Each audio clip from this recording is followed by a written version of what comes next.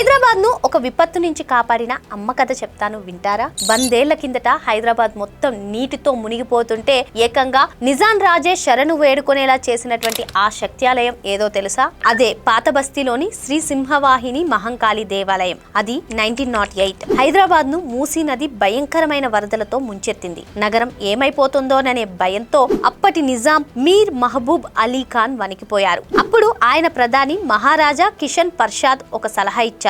లాల్ దర్వాజాలోని మహంకాళి ఆలయంలో ప్రత్యేక పూజలు చేయమని ఆయన చెప్పారు. దీంతో రాజుగారు బంగారు చాటలో పట్టు వస్త్రాలు, ముత్యాలు, నగలు అన్ని ఉంచి అమ్మవారికి మొక్కుకుని వాటిని తీసుకెళ్లి మూసీ నదికి సమర్పించారు. అమ్మవారి మహిమతో వరద శాంతించింది. హైదరాబాద్ రక్షించబడింది. నాటి నుంచి నేటి వరకు ఆ తల్లి రుణం తీర్చుకోవడానికి లాల్ దర్వాజా బోనాలు అత్యంత వైభవంగా జరుగుతున్నాయి. ఆషాఢ మాసం వచ్చిందంటే చాలు వేలాది మంది మహిళలు తలపై బోనాలతో అమ్మవారికి నైవేద్యం సమర్పిస్తారు. డప్పుల మోతలు, పోతరాజుల విన్యాసాలతో లాల్ దర్వాజా ప్రాంతమంతా కూడా ఆధ్యాత్మిక ఉత్సాహంతో ఊగిపోతుంది. ఈ ఉత్సవాల్లో అత్యంత ముఖ్యమైనది రంగం. అమ్మవారికి ఆవాహన పొందిన మైకమ్మ భవిష్యవాణి చెప్తూ సొసైటీకి దివ్య సందేశాన్ని ఇస్తారు. తెలంగాణ ప్రభుత్వం తరపున ప్రతి ఏటా మంత్రులు వచ్చి అమ్మవారికి అధికారికంగా పట్టు వస్త్రాలు సమర్పించడం ఇక్కడ ఆనవాయితీ. ఆ తల్లిని దర్శించుకుంటే కుటుంబంలో ఆరోగ్యం, ఐశ్వర్యం వస్తుందని భక్తుల నమ్మకం. తెలంగాణ సంస్కృతికి, భక్తికి, యూనిటీకి నిలువెత్తు నిదర్శనం ఈ లాల్ దర్వాజా సింహవాహిని